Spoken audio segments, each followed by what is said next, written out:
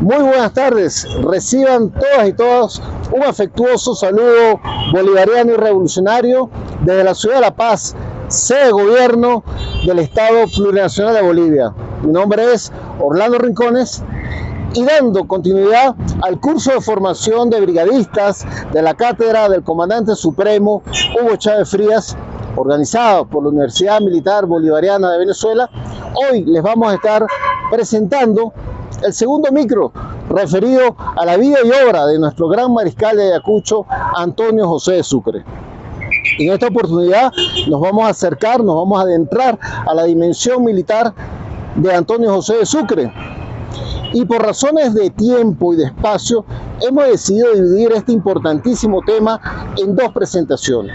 La de hoy, que va a estar referida a la formación militar de Antonio José de Sucre, y una próxima presentación, un próximo micro, en donde abordaremos de forma exclusiva las campañas de Pichincha y Ayacucho, campañas militares que marcaron para toda su vida al mariscal Antonio José de Sucre y que sellaron la independencia del continente americano. Bueno, sin más preámbulos, vamos a adentrarnos en los próximos minutos en la dimensión militar de Antonio José de Sucre y en su formación, el proceso de formación que lo lleva a ser el gran líder y estratega militar que fue. Si bien es cierto que Antonio José de Sucre nació el 3 de febrero de 1795 en la ciudad de Cumaná, en el oriente venezolano, a orillas del Mar Caribe, el origen del apellido Sucre se encuentra en Europa. La Casa Sucre tiene su origen desde el siglo XV en Flandes, en Bélgica. Ahí se asentaron los primeros Sucre y los Sucre prestaron un importantísimo concurso a la causa militar, a la causa bélica española. Todos los Sucre, toda la descendencia Sucre prestó servicios a las armas españolas, tanto en Europa como en América. Es por eso que nuestro Antonio José tenía ya predestinado en su futuro, en su destino, ser un militar. Los Sucre durante los siglos XVI, XVII y XVIII van a luchar por España, Europa, y van a venir a América. A América llega el bisabuelo de Antonio José de Sucre a Cartagena de Indias, en Colombia, en donde es nombrado gobernador. Posteriormente se traslada a Cuba y en Cuba también es designado gobernador y capitán general de aquella isla. En Cuba van a ser el abuelo paterno de Antonio José. Me refiero a don Antonio Sucre y Pardo.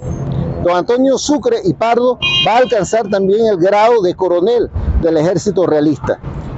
Antonio Sucre Pardo se traslada posteriormente a Venezuela, al oriente venezolano, a la Nueva Andalucía, posteriormente provincia de Cumaná, y ahí se asienta, y ahí va a nacer su hijo, Vicente Sucre, el padre de Antonio José.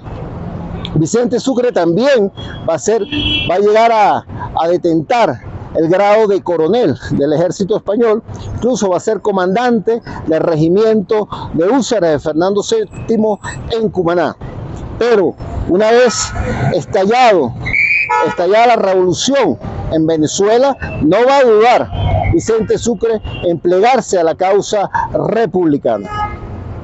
Entonces, Sucre definitivamente tenía en su destino marcado ser un militar, como lo habían sido, de hecho, todos sus descendientes por la rama paterna. Pero las oportunidades de estudio en Cumaná eran muy limitadas. Por eso su padre decide trasladar a Antonio José a la ciudad de Caracas en el año de 1808, ya que en la capital venezolana, en la futura capital de Venezuela, se establece una escuela de ingeniería militar. Esta escuela de ingeniería militar es regentada por un coronel español, José Mírez, un coronel liberal, de pensamiento liberal, que va a instruir a Sucre y a sus compañeros, a sus jóvenes compañeros, no solamente en el arte de las armas, del álgebra, la matemática, el cálculo, también los va a imbuir de ideas liberales, anticoloniales, antimonárquicas. La relación de Sucre con Mires va a ser muy estrecha, va a ser prácticamente su primer mentor político y militar. Y luego, años después, tan solo 14 años después, vamos a encontrar a José Miris como segundo de Sucre en la campaña de Pichincha. Desde el 1808 hasta mediados de 1810, Sucre, Antonio José de Sucre, va a estar participando en esta escuela militar. Ahí va a adquirir conocimientos también no solamente de álgebra y matemática, también va a aprender el diseño de planos y el cálculo y la álgebra, que van a ser fundamentales para sus campañas militares en el sur. Culminada el proceso formativo en la escuela militar, se traslada a la ciudad de Cumaná. Este traspaso o este viaje de retorno de Sucre desde Caracas hasta Cumaná coincide con el estallido de la Revolución de Abril de 1810. Como dije antes, el padre de Sucre, Vicente, se va a plegar a este movimiento revolucionario como toda la ciudad de Cumaná, y una vez estallada la revolución, Antonio José de Sucre se va a adscribir a las filas del Ejército Patriota. Va a optar o va a ser designado subteniente. La Junta Revolucionaria de Cumaná le va a dar el grado de subteniente de milicias regladas. Antes, previo a este grado de subteniente, va a tener una pequeña pasantía como cadete, precisamente en el regimiento de húsares que comandaba su padre. Estos son los primeros pasos de Sucre en la vida militar. Estamos hablando de un joven, de un niño de apenas 15 años de edad. Sucre inmediatamente va a empezar a adquirir nuevas responsabilidades en esta nueva profesión, en el terreno militar. Va a trasladarse a Margarita y después nuevamente a Tierra Firme, donde va a ocupar diferentes cargos como oficial del Ejército Patriota. Pero Sucre va a destacar por sobre todas las cosas por su inteligencia, por su actividad, por su capacidad de trabajo. No va a pasar esto desapercibido para los jefes militares de ese entonces. Incluso el generalísimo Francisco de Miranda invita a Sucre a que se incorpore a su Estado Mayor General. Y vamos a encontrar en el año 1812 con un Sucre de apenas 17 años de edad incorporado al Estado Mayor del generalísimo Francisco de Miranda. Una vez que cae la Primera República, Sucre emigra a las islas del Caribe y luego retorna a Tierra Firme para seguir la lucha junto a los jefes orientales.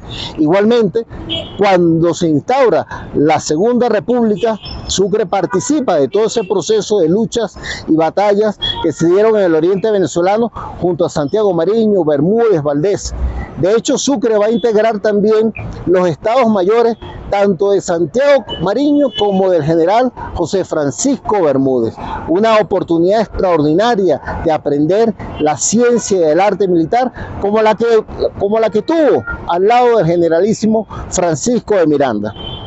Ya con toda esta experiencia y este bagaje de varios años ya al servicio de la patria, Sucre va a llamar también la atención del libertador Simón Bolívar, que va a descubrir en la actividad, en el trabajo, en el compromiso, en la lealtad de este joven cumanés un valor importantísimo que va a decidir incorporar a su círculo más cercano.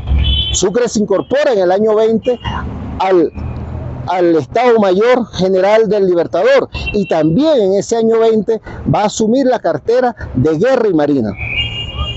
Pero el momento cumbre de Sucre viene en el año de 1821.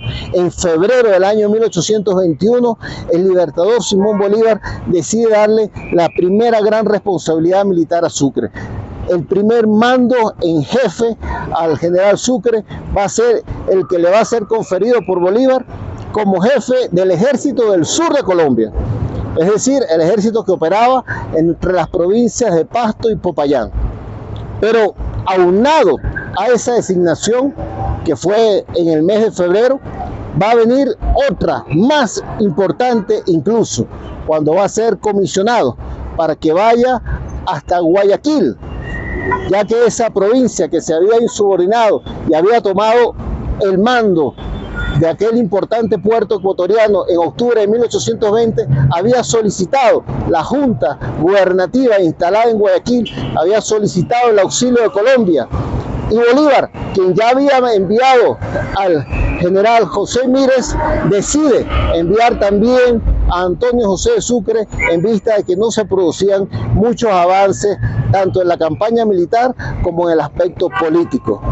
De esta manera, con esta nueva asignación, Sucre llega a Ecuador en 1821, en mayo de 1821, para llevar y desarrollar todas las acciones pertinentes a la campaña de Pichincha.